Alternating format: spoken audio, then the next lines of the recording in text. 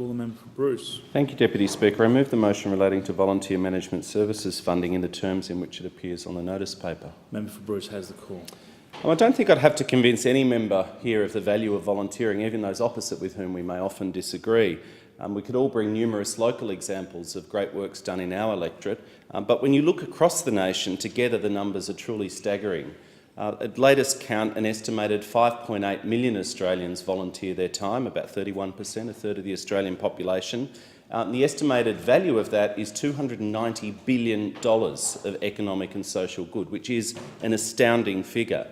And in that context, I'm disappointed, therefore, to read Volunteering Australia's comment on the Liberals' budget, which was to record their great, I quote, disappointment that volunteering has been overlooked in this budget. Now, Volunteering Australia put forward a range of sensible suggestions in their pre-budget submission, but the government failed to take them up. And one in particular I think is important to talk about, which is the removal of the volunteer management program. This provides dedicated funding for regional volunteer coordination and support services. Now, volunteering, the definition I think is apt, which is time willingly given for the common good without financial gain, but it does not come for free. Volunteers need professional coordination and support, and the removal of this dedicated funding available for that coordination and support really fails to understand or value the critical role which these organisations provide for numerous very small community groups. They provide advice, support, regulation, insurance, training, but also they're how thousands of volunteers actually first connect with the little organisations that they support. They'll come in through these portals or regional organisation, get a bit of training, guidance and get matched with a good local cause. The South East Volunteers, based in my electorate, led by the wonderful Anne Burgess, serves the whole of Melbourne's South East, including electorates of Chisholm, Hotham, Isaacs, Holt and further afield. They stand to lose $150,000 of funding when the changes come in on the 1st of January and be forced to compete against numerous smaller groups. Indeed, the current suggestions from the discussion paper and response are that there will be no ongoing funding and groups will have to go back to that tired old game of making up 12-month projects to do work which is just fundamental and should be funded separately.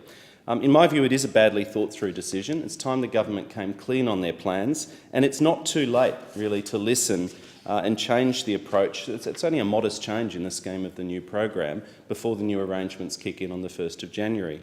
Because volunteering does, as I said, have enormous benefits across Australia. Every hour of every day in every community, people are willingly and freely giving up their time for no compensation to make a difference. And it touches every section of Australian society: social services and welfare, emergency services, sporting services, arts, culture, natural environment, heritage, animal welfare and more. And I'd identify 4 distinct types of value. There's value in the activities themselves, which is really self-evident for any of us in this chamber when we move around our community, whether through the outcomes or money saved.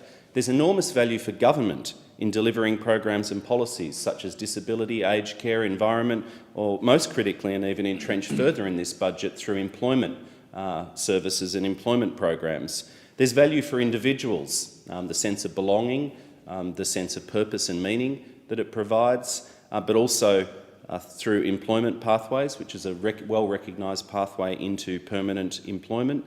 And importantly, there's value for society because it builds social cohesion, social capital and that sense of community belonging.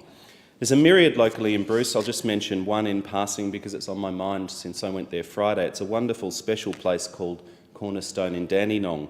For 25 years, it's a not-for-profit Christian organisation which has provided a safe place to meet, to seek comfort, companionship, aid for those in need. People who come from challenging backgrounds, often homeless, drug addictions, mental illness, social isolation, or people who've just run out of money that fortnight. For 25 years, more than 500,000 meals have been given out, yet sadly that building which has been home has to be sold. But I'd record my thanks and appreciation for the incredible act of generosity of the Rado family who have made this building in central Dandenong available rent-free for 25 years. It really is a generous act. But Friday was a celebration of the place, not the building, but the spirit of the volunteers, the visitors, the companionship and social bonds that have been formed there. The final thing I'll note, and it is a concern, because of the government's confused process and lack of clarity, there's enormous concern about the imminent narrowing of the kind of groups that may be assisted, and signs from the discussion paper that funding may only be available to social welfare kind of activities. That would be a major change and would cut out many groups: sporting, environmental, animal welfare, and I call on the government to reconsider its approach. Thank you, Deputy Speaker.